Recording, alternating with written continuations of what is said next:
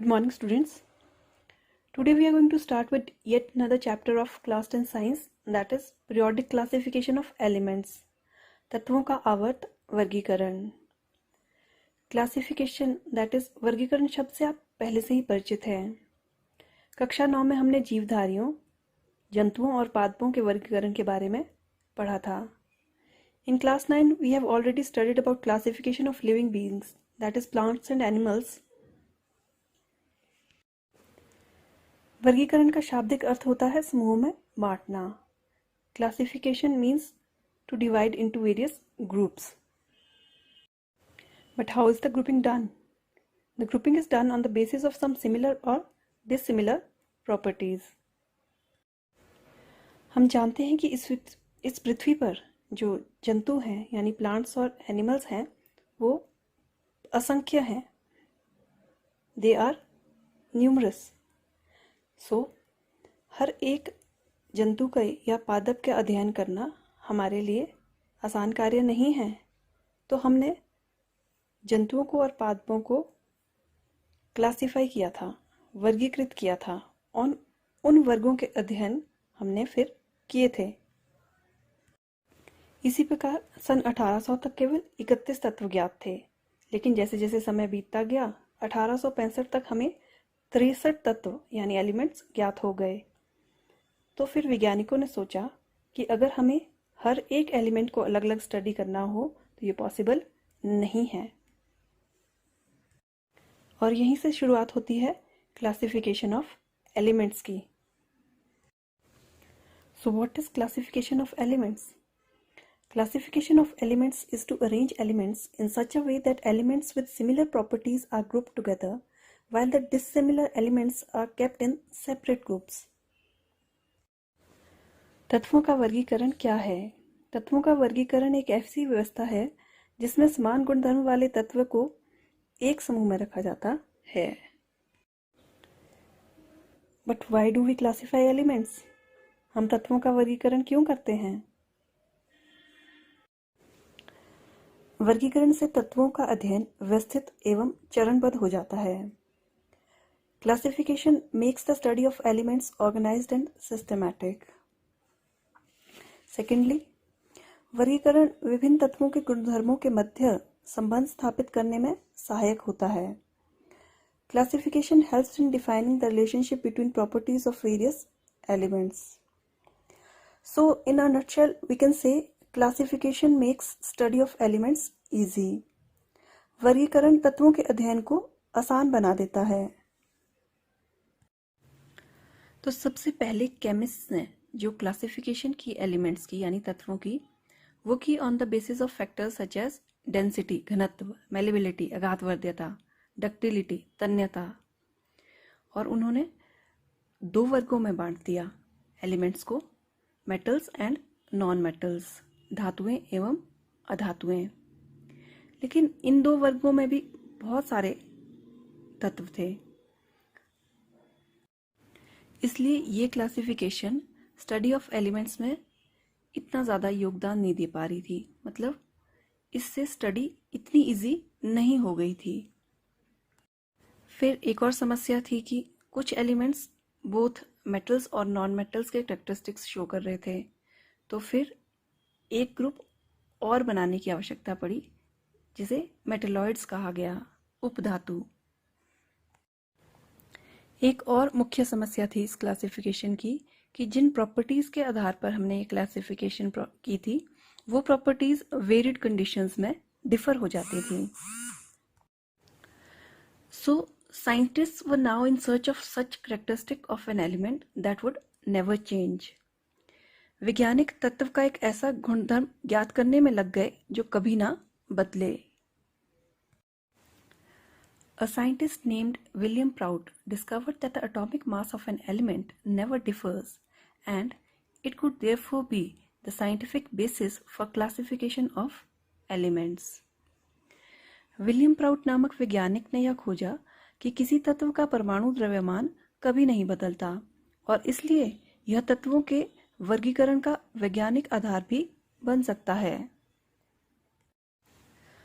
Johan Wolfgang डॉबर्नेर नामक एक वैज्ञानिक थे इन्होंने एटॉमिक मास यानी परमाणु द्रव्यमान को आधार मानकर सबसे पहले एलिमेंट्स को क्लासिफाई करने की कोशिश की।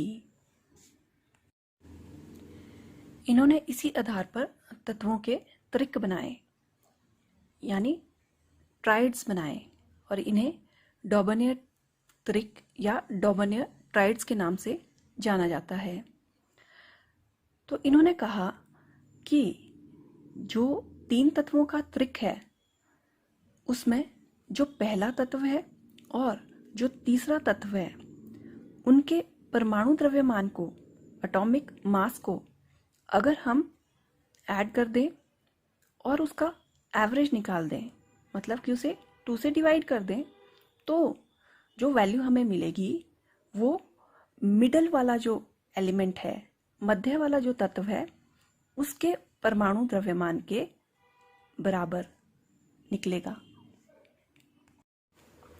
According to Daubeney, the atomic mass of the middle element of a triad was approximately equal to the arithmetic mean of the atomic masses of the other 2 elements of the triad.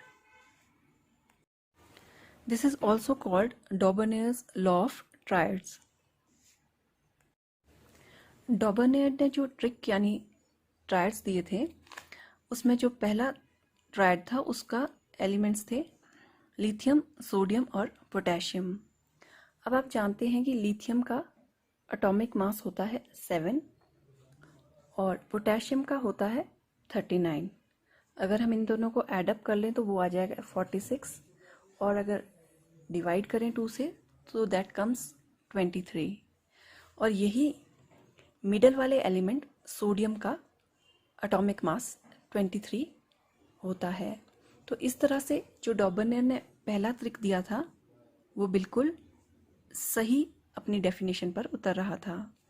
जो दूसरा trick था वो था calcium, strontium और barium. तो आप जानते हैं कैल्शियम का एटॉमिक मास 40, बेरियम का 137। इन दोनों को ऐडअप कर लिया तो ये आ गया 177, डिवाइडेड बाय 2 किया तो it comes 88.5 and this was also approximately equal to atomic mass of strontium which is 88। तो इस तरह से जो दूसरा ट्रिक दिया था वो भी सही था। और लास्ट थर्ड जो ट्रिक दिया गया था डॉबनेयर के द्वारा वो था chlorine, bromine and iodine. Chlorine का परमाणु द्रव्यमान 35.5, आयोडीन का 127। इन दोनों को ऐडअप कर लिया वो आ गया 162.5 divided by 2 which is equal to 81.25 and this is almost equal to 80 which is the atomic mass of bromine. ये 1817 की बात है जब डॉबनेयर ने हमें 3 ट्रायड्स दिए थे। इसका मतलब ये हुआ कि वो सिर्फ 9 एलिमेंट्स को ही क्लासिफाई कर पाए, जबकि उस समय लगभग 31 तत्वों का पता था। तो ये भी एक बहुत बड़ा ड्रॉबैक था डॉबनेयर ट्रायड का कि वो सिर्फ 9 ही तत्वों को क्लासिफाई कर पाए। जो सेकंड ड्रॉबैक था डॉबनेयर ट्रायड्स का वो ये था कि in the same group also sometimes the law was not applicable. For example, if we take the first 3 elements of halogen group, that is fluorine, chlorine and bromine, you know that atomic mass of fluorine is 19, atomic mass of bromine is 80. If we add up both of them, it comes to 99 and on dividing by 2 we get 49.5.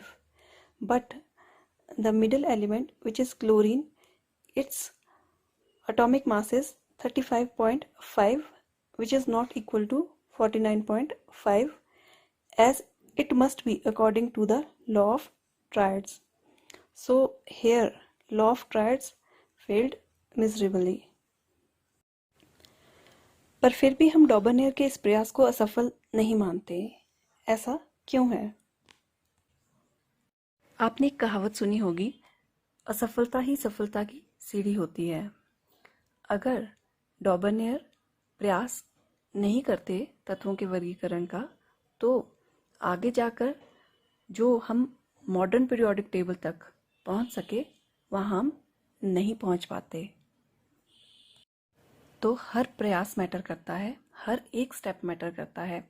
वो बेशक failure ही क्यों ना हो, लेकिन फिर भी वो हमारे सक्सेस तक पहुंचने के लिए एक सीढ़ी का काम करता है। डॉबरनेयर ने एक शुरुआत कर दी थी, इसके बाद बहुत सारे साइंटिस्ट ने प्रयास किए और हम एलिमेंट्स की क्लासिफिकेशन कर पाए।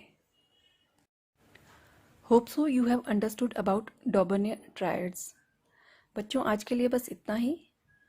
मिलेंगे नेक्स्ट वीडियो में एक नए टॉपिक के साथ। Thank you students, have a nice day.